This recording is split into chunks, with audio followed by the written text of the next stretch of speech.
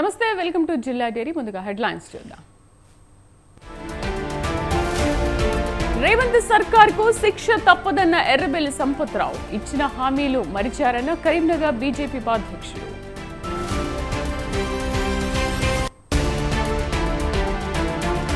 విజయనగరం ఆర్ఓపై అదితి అప్పలనాయుడు ఆగ్రహం. Postal బ్యాలెట్ల strong room opening విషయం చెప్పలేదన్న నేతలు.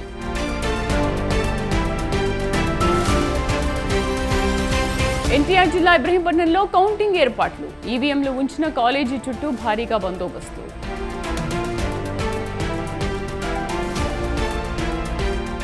అంబర్ కిషోర్ ఝా చిత్రపటానికి ప్రజల పాలాభిషేకం. తమ భూములు వరంగల్ సిపి కాపాడారని కృతజ్ఞతలు. భద్రాద్రి కొత్తగూడెం జిల్లాలో బీఆర్ఎస్ వర్కింగ్ ప్రెసిడెంట్ కేటీఆర్ పర్యటన సందర్భంగా పట్టభద్రులు, పార్టీ శ్రేణులు భారీగా హాజరు కావాలని వనమా కోరారు. ఖమ్మం, వరంగల్, నల్గొండ పట్టభద్రుల ఎమ్మెల్సీ ఉప ఎన్నిక నేపథ్యంలో బీఆర్ఎస్ అభ్యర్థి రాకేష్ రెడ్డి గెలుపు కోసం కొత్తగూడెంలో సోమవారం పట్టభద్రుల సమావేశం ఏర్పాటు చేశారు. ఈ సమావేశంలో కేటీఆర్ పాల్గొంటారని మాజీ ఎమ్మెల్యే వనమా వెంకటేశ్వరరావు తెలిపారు. విద్యావంతుడు, వివాద రహితుడు రాకేష్ రెడ్డి గెలుపు అవసరమని ఆయన అన్నారు. మొదటి ప్రాధాన్యత ఓటు రాకేష్ రెడ్డికి వేయాలని కోరారు.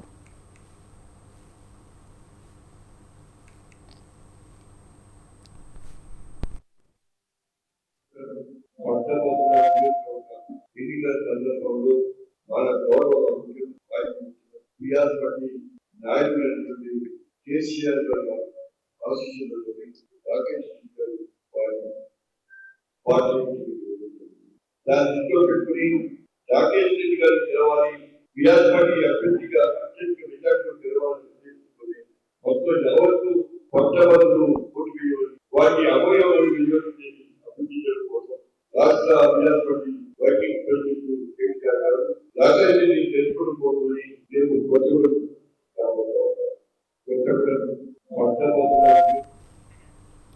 రైతు వ్యతిరేక పాలన చేస్తున్న రేవంత్ రెడ్డి ప్రభుత్వానికి ప్రజాక్షేత్రంలో శిక్ష తప్పదని కరీంనగర్ జిల్లా బీజేపీ ఉపాధ్యక్షుడు ఎర్రబెల్లి సంపత్రావు అన్నారు. రైతులను ఆదుకోవడంలో కాంగ్రెస్ ప్రభుత్వం పూర్తిగా విఫలమైందని మండిపడ్డారు. ఎన్నికల ముందు అనేక హామీలు ఇచ్చి గద్దెనెక్కిన తర్వాత వాటిని విస్మరించారని సంపత్రావు దుయ్యబట్టారు. ఇచ్చిన హామీ ప్రకారం ధాన్యం కొనుగోలు చేయడంలో రేవంత్ సర్కార్ ఫెయిల్ అయిందన్నారు. అమలు కాని 6 గ్యారెంటీలు ఇచ్చిన రేవంత్ తప్పించుకుంటున్నారని సంపత్రావు మండిపడ్డారు.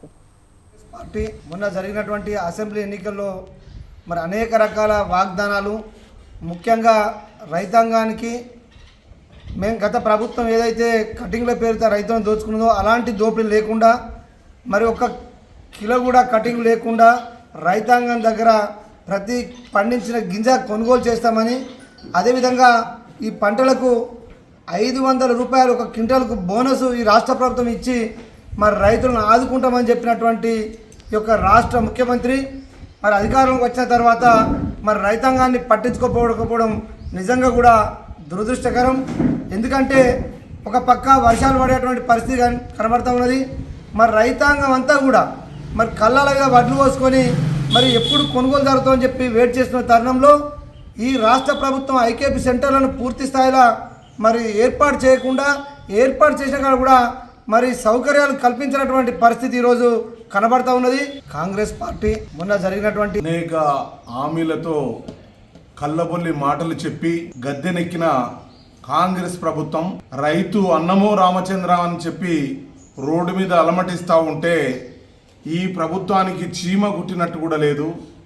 మరి అమలుకు సాధ్యం కాని ఏవైతున్నాయో అవన్నీ కూడా ఇస్తామని చెప్పి ప్రజలను మోసం చేసిన ఈ కాంగ్రెస్ ప్రభుత్వం రేవంత్ రెడ్డి గారు. మరి నిన్న మేము కళ్ళల కాడికి పోయి చూస్తే ఒక్కొక్క రైతు బాధ చాలా అధ్వానంగా ఉన్నది. అప్పుడు చెప్పిన విధానం ఏంటిది, ఇప్పుడు జరిగేది ఏంటిది? గ్యారంటీలు ఏవైనా కూడా సాధ్యమైనవి మాత్రమే చేయాలి, అవి ప్రజలు స్వాగతిస్తారు. ఖమ్మం జిల్లా పాలేరులో మంత్రి పొంగులేటి శ్రీనివాసరెడ్డి పర్యటించారు. ప్రజల వద్దకే పాలనలో ప్రజల సమస్యలను ఆయన అడిగి తెలుసుకున్నారు. మార్పు కావాలని ఇందిరమ్మ రాజ్యం తెచ్చుకుందామన్నారు. ఇల్లు లేని ప్రతి ఒక్కరికి ఇందిరమ్మ ఇళ్లు ఇస్తామని మంత్రి తెలిపారు. త్వరలోనే అర్హులందరికీ రేషన్ కార్డులు, పెన్షన్లు అందజేస్తామన్నారు పొంగులేటి. గ్రామంలో కమిటీ వేసుకుని సమస్యలు తన దృష్టికి తీసుకురావాలన్నారు. భవిష్యత్తులో ఆ కమిటీని ఇందిరమ్మ కమిటీగా మారుస్తామని మంత్రి శ్రీనివాసరెడ్డి స్పష్టం చేశారు.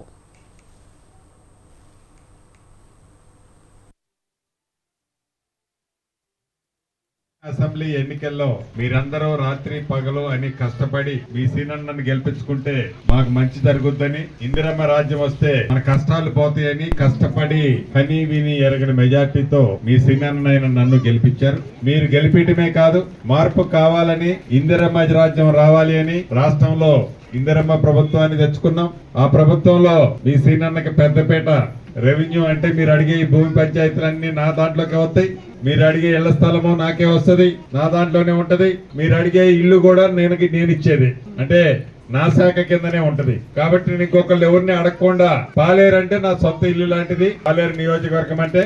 కాబట్టి అవసరాలు ఏవైతే ఉన్నాయో గత ప్రభుత్వం తీర్చిందా తీర్చలేదా అని వాళ్ళ మీద నింద మోపను గాని, తీర్చే బాధ్యత మీ ఇంటి కుటుంబ సభ్యుడిగా, మీ పెద్ద కొడుకుగా నాదే అని ఈ ఎన్నిక ద్వారా తెలుసు.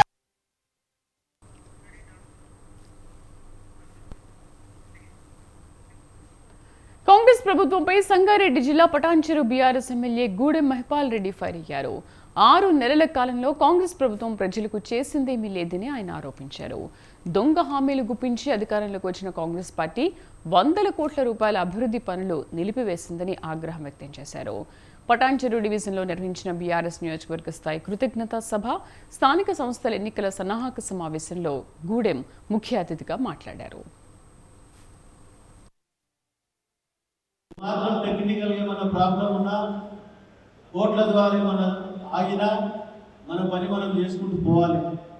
ఎక్కడ దాన్ని లాపరవాహి చేసి నెగ్లెక్ట్ చేసి గ్రామాలలోకి వెళ్ళి ఎక్కడ మనము ప్రజలతో సత్సంబంధాలు పెట్టుకొని అన్ని మతాలను, అన్ని కులాలను, అన్ని ప్రాంతాలను అందరినీ గౌరవిస్తూ సీనియర్ సిటిజన్లని, పెద్ద మనుషులను కలుస్తూ వారి సూచనలు సలహా తీసుకొని తప్పకుండా రాబోయే ఎలక్షన్లో ఈ గతంలో జరిగిన 10 సంవత్సరాల టీఆర్ఎస్ ప్రభుత్వం ఏం పని చేసింది, గ్రామాలలో ఏమేమి అభివృద్ధి చేసింది అన్నీ వివరించడానికి 1000 కారణాలు ఉన్నాయి. కర్నూలు చావడానికి, కర్నూలు సావడానికి 1000 కారణాలు అన్నట్టు మనకు గెలవడానికి 1000 కారణాలు ఉన్నాయని మీ అందరికీ తెలియజేస్తున్నాను. కాంగ్రెస్ బీఆర్ఎస్లపై పట్టభద్రుల బీజేపీ ఎమ్మెల్సీ అభ్యర్థి గుజ్జుల ప్రేమేందర్ రెడ్డి తీవ్ర విమర్శలు చేశారు. సాధ్యం కాని హామీలతో తెలంగాణలో కాంగ్రెస్ పార్టీ అధికారంలోకి వచ్చి ప్రజలు మోసం చేస్తోందని విమర్శించారు. బీఆర్ఎస్ కాంగ్రెస్ ప్రభుత్వాల మధ్య తేడా ఏమీ లేదన్నారు. పార్లమెంటు ఫలితాల అనంతరం బీఆర్ఎస్ అడ్రస్ ఉండదని గుజ్జుల విమర్శించారు. ఎమ్మెల్సీ ఎన్నికల్లో తనను భారీ మెజార్టీతో గెలిపించాలని ఆయన కోరారు. దేశంలో మోదీ చరిష్మాతో ముందుకెళ్తున్నామని, ప్రధానిగా మోదీని గెలిపించాలని ప్రజలు ఎప్పుడో నిర్ణయించుకున్నారని తెలిపారు. అభివృద్ధి కేవలం బీజేపీతోనే సాధ్యమని గుజ్జుల ప్రేమేందర్ రెడ్డి తేల్చి చెప్పారు. అనేక కీలక నిర్ణయాలు, అనేక కీలక ఉద్యమాలకు ఇది పుట్టిన గడ్డ. దేశమంతా నరేంద్ర మోడీ వెనుక ర్యాలీ అవుతున్నప్పుడు విద్యావంతులు, మేధావులు, పట్టభద్రులైన మనం నరేంద్ర మోడీ గారికి ఒక కానుకగా నన్ను గెలిపించవలసిందిగా, ఇక్కడ ఉన్న యొక్క మేధావులందరూ, విద్యావంతులు మేము మీ వెంట ఉన్నామనే సంకేతం ఇవ్వాల్సిందిగా నేను సవినయంగా మనవి చేస్తున్నాను. ఒడ్డెక్కే వరకు ఓడమల్లన్న, ఒడ్డెక్కినాక బోడమల్లన్న అనే విధంగా మొండి చేయి చూపారు వీళ్ళు. పోయిన ప్రభుత్వం నిరుద్యోగ భృతి ఇస్తా అన్నది, ఉద్యోగాలు భర్తీ చేస్తామన్నారు. 317 జీవో తీసుకొచ్చి అనేక మందిని తీవ్రమైన ఇబ్బందికి గురి చేసిండ్రు. 416 జీవో తీసుకొచ్చిండ్రు. ఈ ప్రభుత్వం రద్దు చేస్తా అన్నది, ఆ ప్రభుత్వం తెచ్చింది. ఎవరు దాన్ని ఇంతవరకు ఏమీ చేయలేదు. అది రద్దు కావాలని ఇవాళ ముక్త కంఠంతో ఇవాళ జనగామ జిల్లా పాలకుర్తి మండలంలో తడిసిన ధాన్యపు రాసులను పరిశీలించారు మాజీ మంత్రి ఎర్రబెల్లి దయాకర్ రావు. తొర్రూరు, బిస్నూరు గ్రామాల్లో పర్యటించిన ఆయన తక్షణం వడ్లను కొనుగోలు చేయాలని ప్రభుత్వాన్ని డిమాండ్ చేశారు. 3 నెలల నుండి వడ్లు ఎందుకు కొనుగోలు చేయలేదని ఆయన ప్రశ్నించారు. ప్రభుత్వ నిర్లక్ష్యంపై ఎర్రబెల్లి మండిపడ్డారు. బోనస్పై బోగస్ మాటలు మానుకుని తక్షణం వడ్లు కొని రైతాంగాన్ని ఆదుకోవాలని కోరారు. విజయనగరం జిల్లా తహసీల్దార్ ఆఫీసులోని పోస్టల్ బ్యాలెట్ల స్ట్రాంగ్ రూమ్ తెరిచే విషయం వైసీపీకి తప్ప ఇతర అభ్యర్థులకు చెప్పలేదని టీడీపీ నేతలు ఖండించారు. తమకు సమాచారం ఇవ్వకపోవడం చట్టవిరుద్ధమని టీడీపీ కూటమి ఎమ్మెల్యే, ఎంపీ అభ్యర్థులు పూసపాటి అదితి గజపతిరావు, అప్పలనాయుడు అన్నారు. అసెంబ్లీ ఆర్ఓ కొత్తగా ఓ లెటర్ చూపించి వైసీపీ అభ్యర్థి కోలగంట్ల తరఫున మామిడి అప్పలనాయుడు, ఈశ్వర్ కౌశిక్ పాల్గొంటారనడం అనుమానంగా ఉందన్నారు. ఈ విషయం ఈసీ దృష్టికి తీసుకెళ్లామని వారు తెలిపారు. ఎమ్మెల్యే గారు అల్లుడు, అలాగే ఎంపీపీ మామిడి అప్పలనాయుడు గారు ఇద్దరు ఉన్నారు, ప్రెజెంట్ ఉన్నారు. అదే కాకుండా వాళ్ళు లోపలి కూడా వెళ్ళారు. అలాగే కౌశిక్ గారు ఎమ్మెల్యే గారు అల్లుడు, అలాగే డెప్యూటీ మేయర్ గారు హస్బెండ్ ఫోన్లో కూడా క్లియర్గా మాట్లాడటం మనకి కనిపిస్తుంది. ఈ వీడియోస్ కూడా వాళ్ళు తహసీల్దార్ ఆఫీస్ నుంచే మాకు ఇచ్చారు. ఇవి క్లియర్గా కనిపిస్తుంది. అయితే డెఫినెట్గా మాకైతే కంఫర్ట్ లెవెల్ అయితే లేదు. ఎందుకంటే మనం ముందు అయితే మనకి పూర్తిగా ట్రస్ట్ ఉండాలి ఎలక్షన్ కమిషన్లో. ఇప్పుడు మాత్రం మాకు అనుమానం వస్తుంది. అలాగే మనం చూస్తుంటే ఇప్పుడు రిటర్నింగ్ ఆఫీసర్ ఒక లెటర్ పెట్టారు. లెటర్ ఏం పెట్టారు? ఈరోజు ఎన్నికలు సక్రమంగా జరగాలని ఎన్నికల కమిషన్ కానీ ప్రజలు కానీ లేకపోతే రాజకీయ పార్టీలుగా మేము కానీ అభ్యర్థులు కానీ మేము కోరుకుంటాం తప్ప ఎక్కడ కాంట్రవర్సల్ అవ్వాలని కానీ అవ్వించాలని కానీ మా ఉద్దేశం కాదు. ఈరోజు అధికారులు అడ్డంగా దొరికిపోయి కొంతల్ని సంబంధాలు పంపించి గజిబిజి చేసే ప్రయత్నం చేస్తున్నారు. ఇది చాలా దురదృష్టకరమైన సంఘటన. అధికారుల పట్ల మేము మొదటి నుంచి చెప్తున్నాం, వ్యవస్థ పట్ల మాకు నమ్మకం ఉంది, విశ్వాసం ఉంది, గౌరవం ఉంది. ఆ దిశగా మేము వెళ్తున్నాం అభ్యర్థులని. ఈ రోజు వారు మాట్లాడుతున్న తీరు చూస్తుంటే అభ్యంతకరంగా ఉన్నాయి. ఆ రోజు మేము మా అసెంబ్లీ అభ్యర్థి ఎన్టీఆర్ జిల్లా ఇబ్రహీంపట్నంలో ఈవీఎంలు భద్రపరిచిన కాలేజీలో అధికారులు కౌంటింగ్ ఏర్పాట్లు చేపట్టారు. ప్రాంగణాల చుట్టూ రేకులతో తాత్కాలిక ప్రహరీ గోడలు నిర్మించారు. విజయవాడ లోక్సభ స్థానం పరిధిలోని 7 సెగ్మెంట్ల ఓట్ల లెక్కింపు ఇక్కడ ఉండడంతో ఏర్పాట్లపై అధికారులు దృష్టి పెట్టారు. అసిస్టెంట్ ఎన్నికల అధికారుల దగ్గరుండి ఏర్పాట్లను పర్యవేక్షించారు. కాలేజీకి 1/2 కిలోమీటర్ దూరంలో చెక్పోస్ట్ పెట్టి వాహనాలను తనిఖీ చేసిన తర్వాతే అనుమతిస్తున్నారు. కాలేజీ చుట్టూ పోలీసులతో బందోబస్తు ఏర్పాటు చేశారు.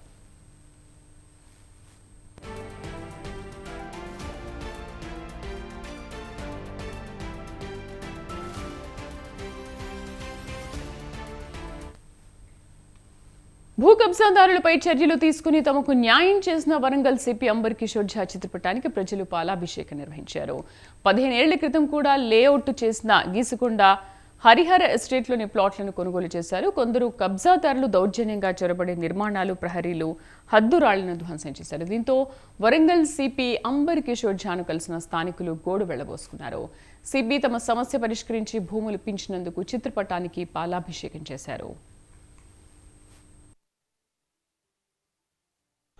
నాడు మా కాలనీలోనికి భూ కబ్జాదారులు అక్రమంగా ప్రవేశించారు. భూమిని కూర్చడం జరిగింది. డిసెంబర్ 15 నాడు జరిగింది సంఘటన. దాని మీద మేము సిపి గారిని కలిసి కంప్లైంట్ ఇవ్వడం జరిగింది. సిపి గారు ఏంటంటే టాస్క్ ఫోర్స్ ఏసీపీ గారికి అసైన్ చేశారు. టాస్క్ ఫోర్స్ డిపార్ట్మెంట్ తరఫున విచారణ జరిగింది. విచారణలో కంప్లీట్ 20-30 ఏళ్ల నుంచి ఉన్న లింక్ డాక్యుమెంట్స్ అన్నీ కూడా వాళ్ళు చెక్ చేసుకున్నారు. 2009లో కూడా లేఅవుట్ పర్మిషన్ ఇచ్చింది. అన్నీ పరిశీలించిన తర్వాతనే మాదే కరెక్ట్, మేమే పొజిషన్లామని పోలీస్ డిపార్ట్మెంట్ నిర్ధారణకు వచ్చిన తర్వాత అవతలి వారిపై కేసు నమోదు చేయడం జరిగింది. ఆ సంతోషంలో మేము రంగారెడ్డి జిల్లా ఫరూక్ నగర్ మండలం కందివనంలో డిగ్రీ విద్యార్థి నవీన్ వినూత్న నిరసన చేపట్టాడు.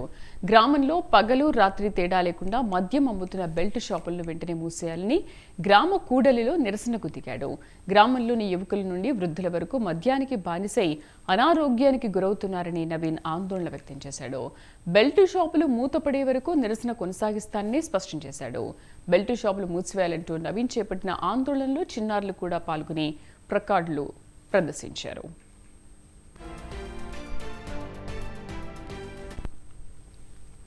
మియాపూర్లో G+14 ఫ్లోర్ల భవనం నిర్మించిన బిల్డర్ తమను మోసం చేశాడని KSR together men's flat owners association నేత రాంబాబు ఆరోపించారు. అపార్ట్మెంట్లో సుమారు 150 మంది ప్లాట్లు కొన్నట్లు ఆయన తెలిపారు. Together men's infra private limited builder Tipparaju Harinatharao తమను చీట్ చేశాడని ఆయన ఆవేదన వ్యక్తం చేశారు. తమ ప్లాట్లను 60 కోట్ల రూపాయలకు ఓ ఫినాన్స్ సంస్థకు తిప్పరాజు మార్టిగేజ్ చేశాడన్నారు. తమ అనుమతి లేకుండా 2 కమర్షియల్ షెల్టర్లను బిల్డర్ బిగించాడని అన్నారు.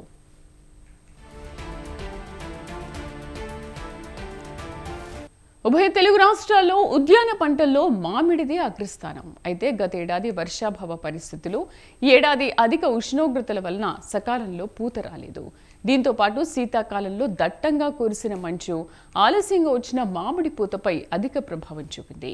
దీంతో పూత కూడా నిలవలేదు. నీటి వనరు లేని మామిడి తోటలకు పిందె దశలో మరో ఎదురుదెబ్బ ఎదురైంది. దీంతో ఈ ఏడాది మామిడి దిగుబడి మరింత తగ్గిందని రైతులు ఆవేదన వ్యక్తం చేస్తున్నారు. అంతంత మాత్రంగా వచ్చిన దిగుబడిపై అకాల వర్షాలు, ఈదురుగాలుల ప్రభావం తోడైతే మామిడి రైతు ఈ ఏడాది మరింత నష్టపోయే పరిస్థితి కనిపిస్తోంది. ఏటా కోట్ల రూపాయల వ్యాపారం సాగే మామిడి మార్కెట్ ఈ ఏడాది సంక్షోభంలో పడిందని మామిడి వ్యాపారులు ఆందోళన చెందుతున్నారు. ఈ ఏడాది తగ్గిన మామిడి దిగుబడిపై స్వతంత్ర ఛానల్ ప్రత్యేక కథనం.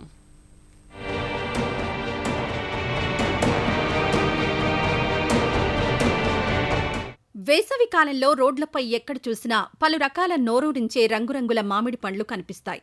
వేసవి తాపాన్ని తీర్చే తీయటి ఫలరాజాలు పండించే మామిడి రైతుకు మాత్రం ఈ ఏడాది తీరని నష్టమే వాటిల్లింది. గత ఏడాది వర్షాభావ పరిస్థితుల కారణంగా చాలా ప్రాంతాల్లో మామిడి తోటలు పూర్తిగా దెబ్బతిన్నాయి. మరికొన్ని ప్రాంతాల్లో తోటలు అక్కడక్కడా పచ్చగా కనిపించినా సకాలంలో పూత రాక, పూత వచ్చే సమయానికి శీతాకాలంలో దట్టంగా కురిసిన మంచు పూతను మరింత దెబ్బతీసింది. దీంతో ఈ ఏడాది మామిడి దిగుబడి బాగా తగ్గిందని మామిడి రైతులు ఆవేదన చెందుతున్నారు. ఉద్యాన పంటల్లో అగ్రస్థానమైన మామిడి పంట ఈ ఏడాది 3 వంతులకు పైగా దిగుబడిని కోల్పోయింది.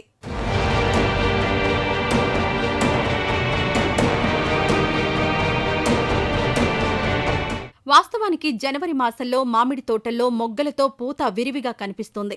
ఈ ఏడాది జనవరిలో 50% చెట్లలోనే పూత కనిపించింది. రైతులు, వ్యాపారులు అవగాహన లోపంతో మామిడి చెట్ల పూత నిలపాలని విరివిగా క్రిమిసంహారక మందులు పిచికారీ చేశారు. దీంతో అప్పుడే పూసిన పూతలోని పుప్పొడి రాలిపోయి రైతులకు తీవ్ర నష్టం వాటిల్లుతోంది. పూత ఆలస్యం కావడంతో దిగుబడి కూడా బాగా తగ్గింది. గత 2 ఏళ్లుగా మామిడి సాగు మరింత కష్టమైందని రైతులు ఆవేదన చెందుతున్నారు. రాష్ట్ర వ్యాప్తంగా పలు ప్రాంతాల్లో రైతులు అవగాహన లోపంతో నష్టపోతే దీనికి తోడు కాలం కూడా మామిడి దిగుబడిపై కాటు వేసింది. దీంతో మామిడి రైతు కుదేలైన పరిస్థితి కనిపిస్తోంది.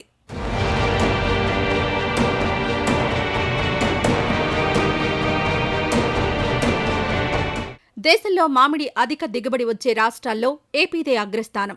అందులోనూ మామిడి ఎగుమతుల్లో నూజివీడు ప్రథమ స్థానం కాగా ద్వితీయ స్థానం చింతలపూడిది. ఏటా కోట్లాది రూపాయల వ్యాపారం సాగించే మామిడి పరిశ్రమ ప్రస్తుతం సంక్షోభాన్ని ఎదుర్కొంటోంది. మామిడి ఎగుమతులు పూర్తిగా మందగించాయి. మామిడి సీజన్ ప్రారంభమై నెల కావస్తున్నా ఆశించిన స్థాయిలో ఎగుమతులు లేక వ్యాపారులు సైతం ఆందోళన వ్యక్తం చేస్తున్నారు. గత 2 ఏళ్లుగా మామిడి మార్కెట్ ఇదే పరిస్థితిని ఎదుర్కొంటోంది. మామిడి దిగుబడి లేకపోవడం, కోతకొచ్చిన కొద్దిపాటి కాయల్లో నాణ్యత లోపించడం వలన ఎగుమతులు పూర్తిగా మందగించాయని వ్యాపారులు చెబుతున్నారు.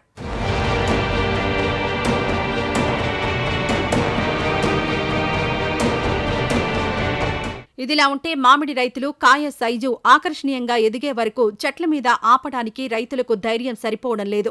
అకస్మాత్తుగా వచ్చే ఈదురుగాలులు, వడగళ్ల వానలతో కాయ పూర్తిగా దెబ్బతింటుందని, అకాల వర్షాలు వస్తే కాయలకు పురుగు సోకుతుందని రైతులు ఆందోళన చెందుతున్నారు. ఉన్న కొద్దిపాటి దిగుబడిని నాణ్యత ఉన్నా లేకపోయినా అమ్మే పరిస్థితిలో మామిడి రైతులున్నారు. కానీ మార్కెట్ బలహీనంగా ఉన్న కారణంగా చెట్ల మీదే కాయలు పండి రాలిపోయే పరిస్థితి కనిపిస్తోంది. దీంతో మామిడి రైతుల పరిస్థితి మరింత దయనీయంగా మారింది. 5 లక్షలకు తోట పట్టుకున్నాం, మొత్తం కాయ రాలిపోయింది. మళ్ళీ 1 లక్ష కాకొచ్చినాయి. ఇది మా పరిస్థితి చూడండి. గవర్నమెంట్ సార్ ఏమైనా ఆదాయం చేయండి. 5 లక్షలకు 1 లక్ష కాకొచ్చినాయి. ఇక మొత్తం రాలిపోయినాయి, కాయలు కింద పడిపోయినాయి. దానికి ధర లేదు. 3 దినాల సంది గాలి ఇడిచింది. గాలి ఇడిస్తే మొత్తం కాయలు కింద పడిపోయినాయి. చెట్టు మీద 1 కాయ లేదు. 5-6 తోటలు ఉన్నాయి, కానీ ఒక తోటలో 5 లక్షలకు పట్టుకున్నాం. 1 లక్ష రూపాయలు అయ్యేటట్లే లేదు. ఇక ఏమైనా గవర్నమెంట్ సాయం చేయండి. గత 2 ఏళ్లుగా ఆశించిన స్థాయిలో మామిడి ఎగుమతి చేయలేకపోతున్నామని వ్యాపారులు వాపోతున్నారు. ఏటా 20,000 టన్నుల మామిడి పంట నూజివీడు, చింతలపూడి తదితర ప్రాంతాల నుండి కోల్కతా, నాగపూర్, గుజరాత్, హైదరాబాద్, పూణే, అహ్మదాబాద్, ఢిల్లీ, కాన్పూర్, ఒడిశా ప్రాంతాలకు ఎగుమతి చేసేవారు. ఈ ఏడాది సీజన్ ముగింపు దశకొచ్చినప్పటికీ కనీసం 5,000 టన్నులు కూడా ఎగుమతి చేయలేని పరిస్థితిలో మామిడి మార్కెట్ ఉందని వ్యాపారులంటున్నారు. ప్రస్తుతం బంగినపల్లి రకం టన్ను మామిడి 20,000 నుంచి 30,000 వరకు ధర పలుకుతోంది. కానీ అది మంచి సైజు, ఆకర్షణీయంగా ఎదిగిన మామిడికి మాత్రమే ఆ ధర పలుకుతుంది. ఇంకా 1000 హెక్టార్ల మామిడి తోటల్లో కాయ సరైన సైజు ఎదగకపోవడంతో చెట్లపైనే కాయలు పండి రాలిపోయే పరిస్థితి కనిపిస్తోంది. దీంతో మామిడి రైతులు మరింత దిగాలు పడుతున్నారు. మామిడి తోట పట్టుకున్నాం సార్, లాస్ అయిపోయింది. 2-3 దినాల సంది గాలికి కాయలు రాలిపోయినాయి. మామిడి తోటలో మాకేమన్నా ఆదుకుంటారేమో అని మేము ఇది చేస్తున్నాం సార్. మీ దయ వల్ల ఏమన్నా మాకు ఇది చేయండి. గాలికి కాయలన్నీ రాలిపోయినాయి సార్. గత దశాబ్ద కాలం నుండి రాష్ట్ర వ్యాప్తంగా మామిడి దిగుబడి పడిపోయిందని మార్కెట్ నిపుణులు చెబుతున్నారు. రాష్ట్రంలో లక్షల ఎకరాల్లో విస్తరించి ఉండే మామిడి తోటలు ప్రస్తుతం బాగా తగ్గిపోయాయి. ఎరువులు, పురుగుల మందులు, దుక్కి ఖర్చులతో సహా మామిడి రైతుకు ఎకరాకు 20 నుండి 30 వేల చొప్పున ఖర్చవుతుంది. కానీ దిగుబడి మాత్రం ఏడాదికి ఏడాది క్షీణిస్తోంది. దీంతో ఒక్క ఉమ్మడి పశ్చిమ గోదావరి జిల్లాలో మాత్రమే లక్షలాది ఎకరాల్లో విస్తరించి ఉన్న మామిడి తోటలను రైతులు తొలగించి పామాయిల్ సాగు వైపు అడుగులు వేశారు. ప్రస్తుతం ఈ జిల్లాల్లో సుమారు 44,000 హెక్టార్లలో మామిడి స్థానంలో పామాయిల్ సాగవుతోంది.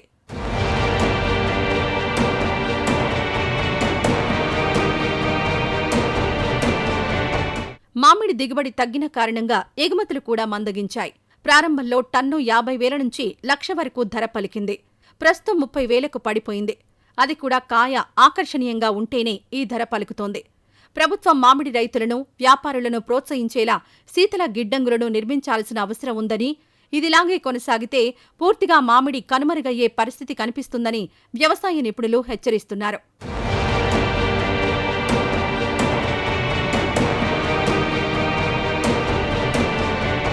వ్యాపారులు మామిడి రైతుల నుంచి కొనుగోలు చేసిన కాయలను రవాణా ఖర్చులు పెరగడంతో మరింత భారంగా మారింది. మామిడికాయల ప్యాకింగ్ ఖర్చు కూడా అధికమైందని మామిడి వ్యాపారులు భావిస్తున్నారు. ఇదిలా ఉంటే అసలు ఈ ఏడాది తోటల్లో సరైన పంట కాపు లేక కేవలం 30% మాత్రమే దిగుబడి వచ్చింది.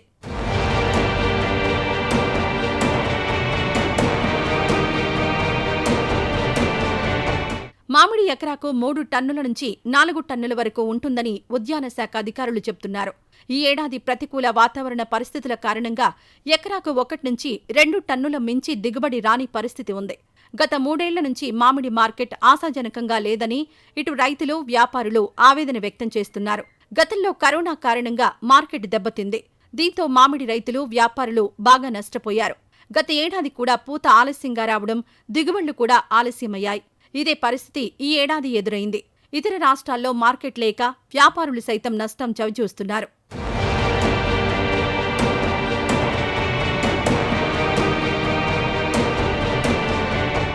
ఏపీలో చింతలపూడి, నూజివీడు, ఆగిరిపల్లి, చాట్రాయి, ముసునూరు, ద్వారకా తిరుమల, నల్లజర్ల, టి నరసాపురం, జంగారెడ్డిగూడెం, లింగపాలెం, కామవరపుకోట ప్రాంతాల్లో సుమారు 15,000 హెక్టార్లలో మాత్రమే మామిడి తోటలు విస్తరించి ఉన్నాయి. రాష్ట్రంలో అనేక ప్రాంతాల్లో మామిడి పరిశోధనా కేంద్రాలు లేకపోవడం గమనార్హం. అక్కడక్కడ ఉన్న పరిశోధనా కేంద్రాలు రైతుల్లో అవగాహన కల్పిస్తున్న దాఖలాలు కూడా లేవని రైతులు చెబుతున్నారు. చిత్తూరు జిల్లా వ్యాప్తంగా 1,000 హెక్టార్లలో మామిడి తోటలు విస్తరించాయి. కానీ ఈ ఏడాది సరైన దిగుబడి రాక మామిడి రైతులు నష్టపోయారు. ప్రభుత్వం తరపున రైతులకు మరింత ప్రోత్సాహం అందించి అవగాహన కల్పించకపోతే భవిష్యత్తులో మామిడి అంతరించిపోయే ప్రమాదం ఉందని మామిడి పరిశోధనా కేంద్రాలకు చెందిన శాస్త్రవేత్తలు స్పష్టంగా చెబుతున్నారు.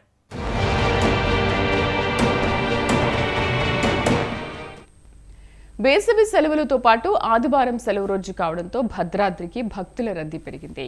రామయ్య దర్శనానికి భక్తులు పోటెత్తారు. వేలాది మంది భక్తులు తెల్లవారుజాము నుంచే క్యూ లైన్లో వేచి ఉండడంతో ఆలయ ప్రాంగణం కిటకిటలాడింది. ప్రత్యేక ప్రవేశ దర్శనానికి కూడా భక్తుల రద్దీ పెరిగింది. భక్తులకు ఉచిత దర్శనానికి 4 గంటల సమయం పట్టగా ప్రత్యేక దర్శనానికి 2 గంటల సమయం తీసుకుంది.